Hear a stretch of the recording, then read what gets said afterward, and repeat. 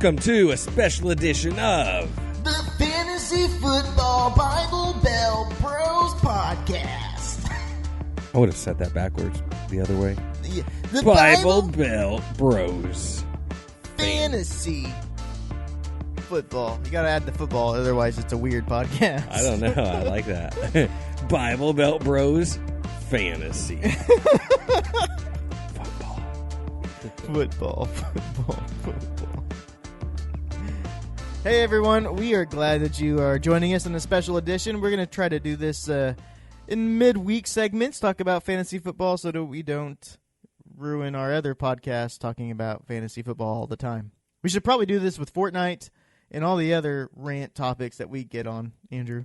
So another rant topic. NBA starts tonight. Yeah.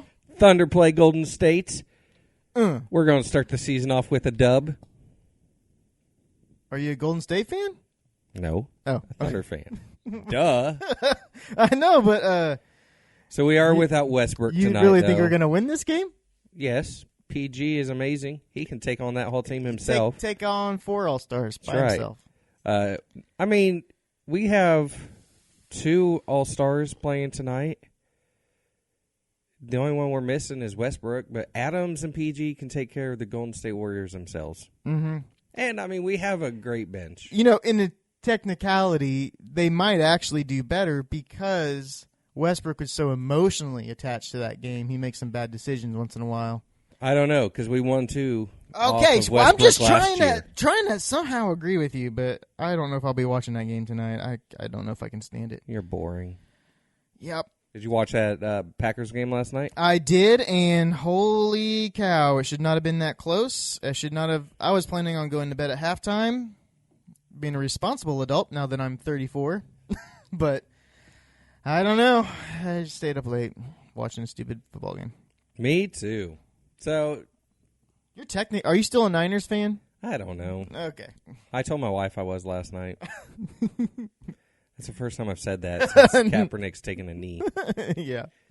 And Eric Reed is still taking a knee, so I still...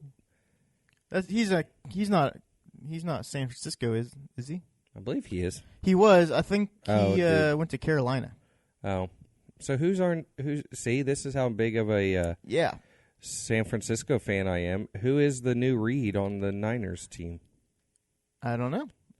Who do they have? They have Richard Sherman.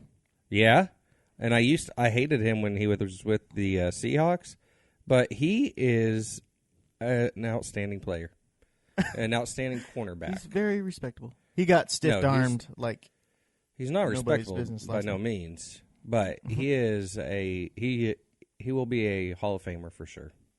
Fantasy football wise, I am sucking so bad. Are you? So in our league, I'm in 6th. Oh, man. And I'm up here in 3rd. Yeah. But you were in 1st, right? Like 2 weeks ago? Yeah. Like when I was in when we second? only played 1 game. No, we were 4 games into the season because I was in 2nd and it blew my mind. But here's the deal. Like, I'm just sucking all around the board. Like, FanDuel, I haven't won one contest in like the last 3 weeks.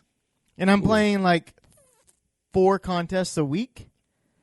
So 12 contests or 16 contests you've lost straight. Straight. And normally like I might win one and lose one and it kind of balances out the day. No, none. I'm not winning any and my money is gone. All gone. So you're playing FanDuel like you play Fortnite. I started playing... Shut it. I started the season off strong. The first 2 weeks, I was like in the money. I went from $25 to $100 in my, FanDuel account. And I was like, this is going great. I should bet more. No! Bad dog. See, that's how people who go casinos lose their life savings. I know. I got a problem. I've asked my wife, who's an accountant, to help me manage my FanDuel teams, help me get the best odds. And she doesn't want to deal with it because she said that she would get addicted to putting the lineups together. Right. Yep. Because there's just there's a lot of thought process when you have a salary cap trying to fit, like, who's the best value versus who's going to have the most points. So, who is your number one overall? Who will you spend money on? Right now, Todd Gurley, 100%. 100%. 100% Todd Gurley. The problem is that he's super expensive, and it's not that he's like, I think Todd Gurley had like 28 FanDuel points, and Ezekiel Elliott had 22. But Zeke also will have weeks where he has 10. So Todd Gurley is just that consistent high over 20s, 20-point games every week. But you're paying for that, so you're going to have to find value somewhere else. So, have you been watching Melvin Gordon? Because he's consistently over 20. Yeah, let's talk about Melvin freaking Gordon. I wasn't expecting to go this way. Okay. Let me hit my matchups. Let me go to last week. In our league, Melvin Gordon.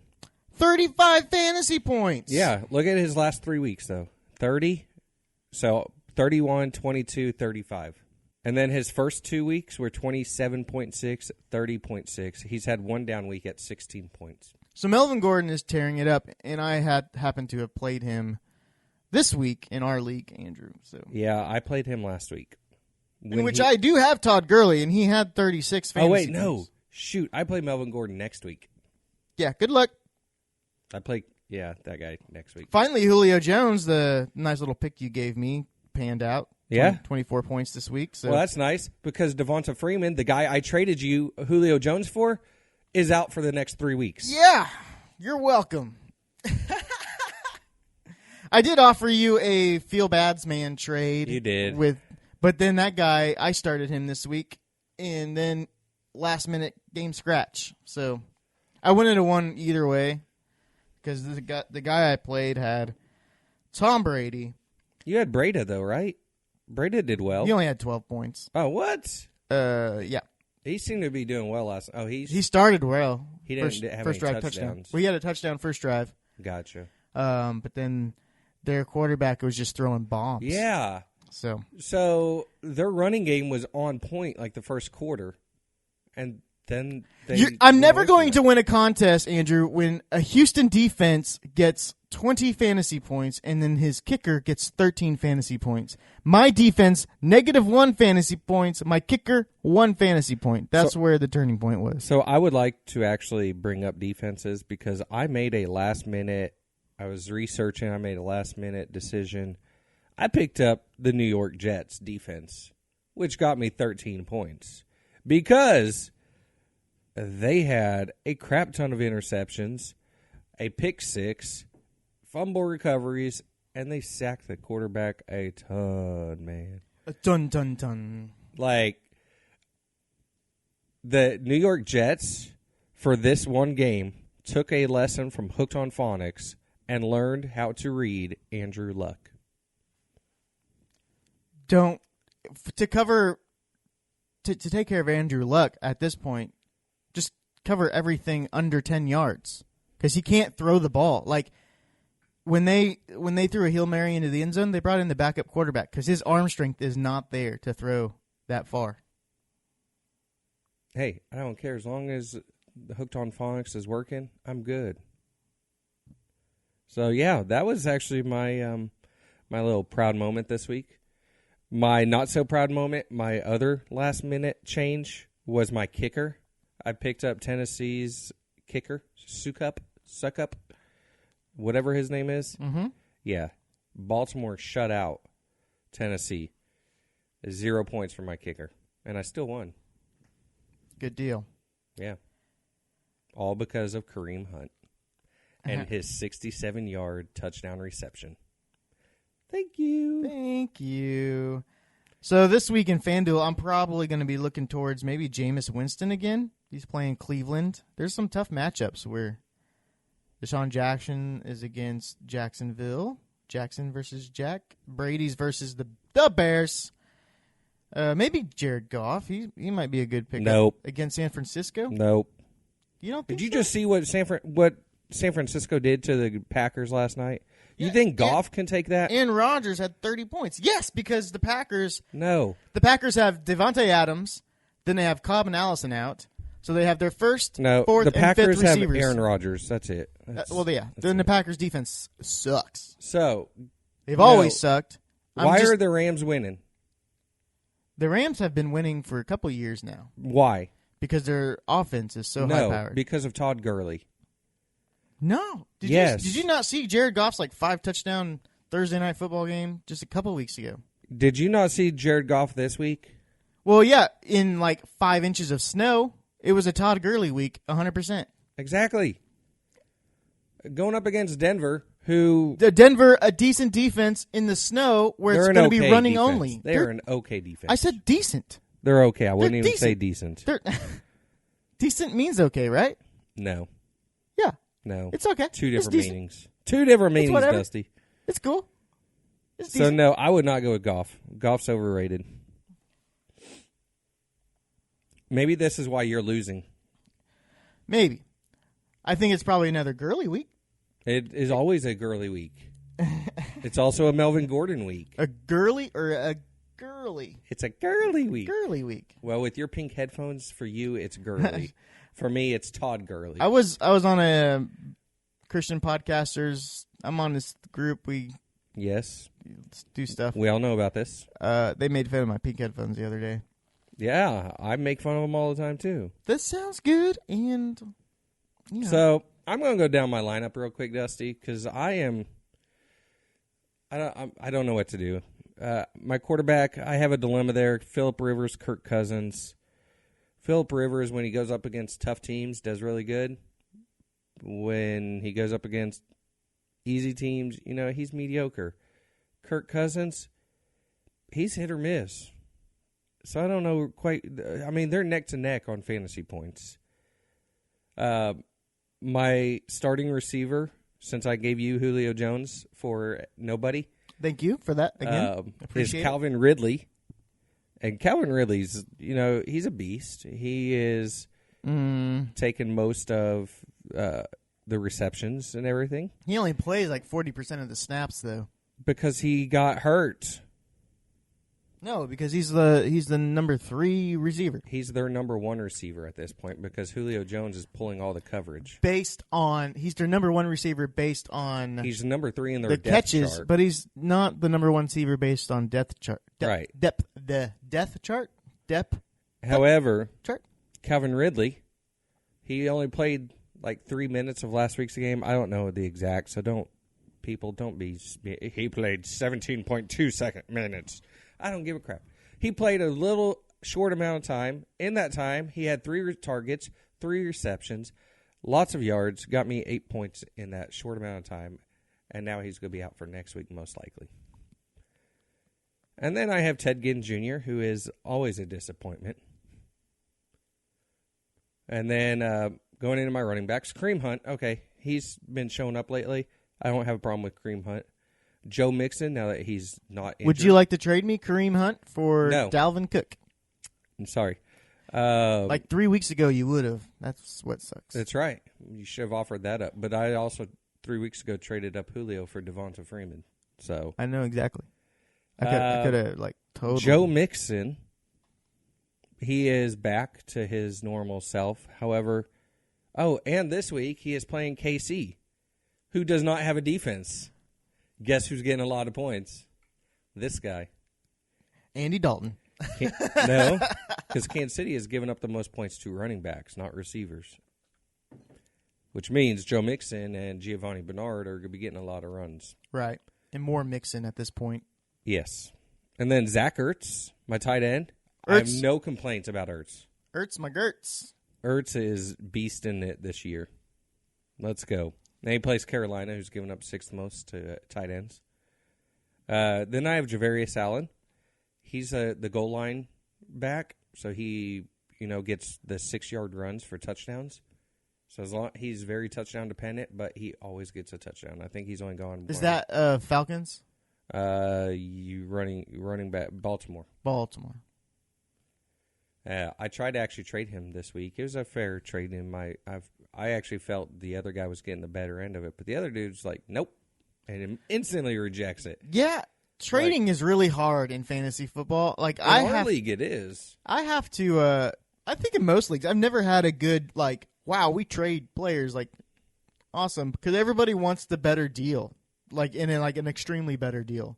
I gave this guy an extremely better deal, and he still said nope. Like, when I send trades, I'm like, this guy needs a running back. What running backs do I have? Oh, I can get rid of this guy. And then I need this. And so, in my opinion, okay, I'm beefing up. Maybe I'm beefing up my guy more, but I'm giving you two guys that you need, you know? All right. And then there's like, oh, it's the stupidest trade. Why would I ever give up this one player? Well, probably because he's your only player, Fletch. Yep. He's your only player. Only. And I told you I didn't feel like that would be a good play because of Ingram coming back. And was I right? I was right. You were. So, Fletch, you had your chance. Yep. And now you're screwed. So that's my active roster. I'm not too happy with it right now. 4 weeks ago, I was ecstatic about my lineup. So let's go to my who's on my bench right now. Tyler Lockett, who went from the number one receiver for the Seahawks back to number 3 where he belongs. Although Lockett is getting a lot of touchdown passes. Well, here's the deal. They're playing from behind a lot. Yeah. So that's kind of, especially in a PPR league, that's good. You kind of want the teams that play from behind.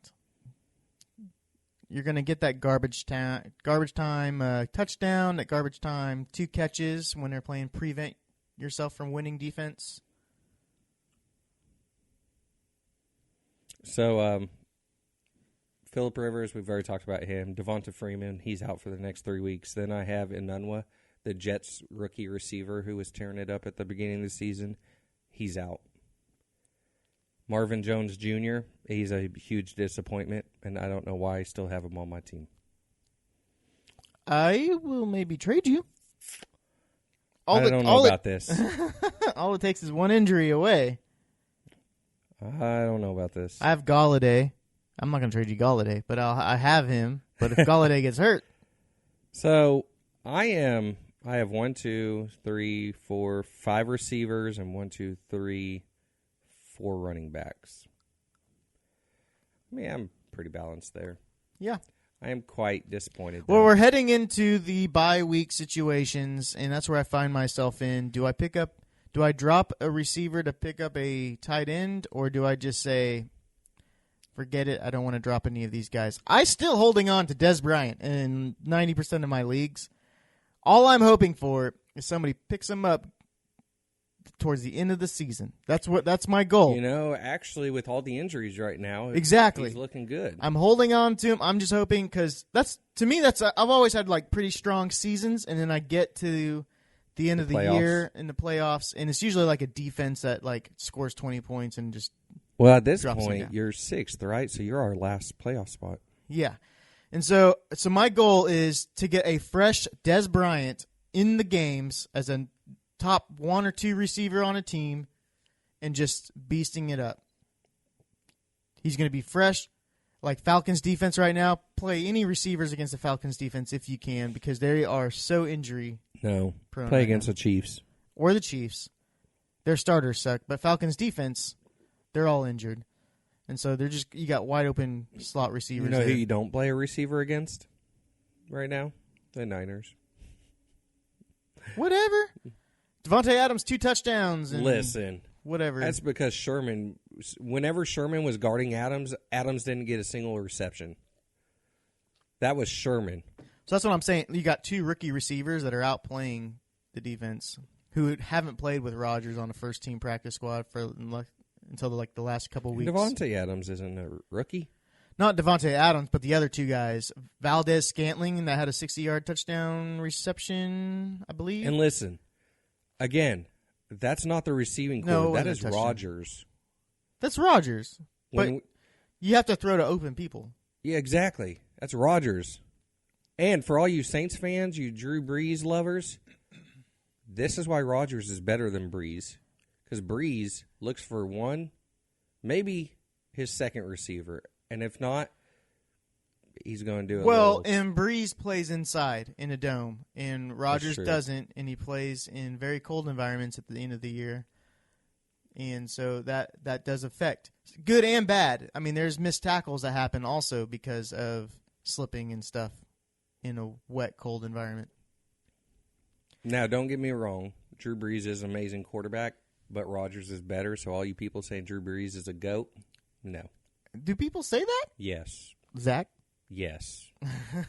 Only if you're a Saints fan do you say it. Drew Brees is an incredible human being and an incredibly good quarterback, but he's also playing on a team that has no defense, that plays inside, and is always behind. So, of course, he's got to put up... And he still never passes to Ted Ginn Jr., who is a good receiver. He has to put up 40 points a day just to maybe have a shot to win. Right. Same can be said about Rodgers. He has to get at least 30 points to win because the defense will just give it up. Well, hopefully your week has gone a lot better than ours because it sounds like both of us kind of sucked it up this week, and our teams are... Well, I won. So I am in third place right now. Dropped from second with a win. Well, hopefully you're not like me. Yeah, there we go. And you're feeling like, do I even know how to play football? No, you don't. Because I am sucking it up. Fantasy football was like my one guarantee of like, I know this stuff. I'm blaming my job. I can't listen to podcasts as much as I used to. I can't do the research like I used to, be able to just listen. It's my job is why I need to quit my job. And you actually had more time to do all that stuff when you were the owner. You're absolutely right, Andrew. Being an owner has its perks. All right, guys. That's it for us. Have a good week. Later. Hopefully Thursday football starts on Thursday, so set your lineup. Now I got to go do research. All right. We'll catch you later.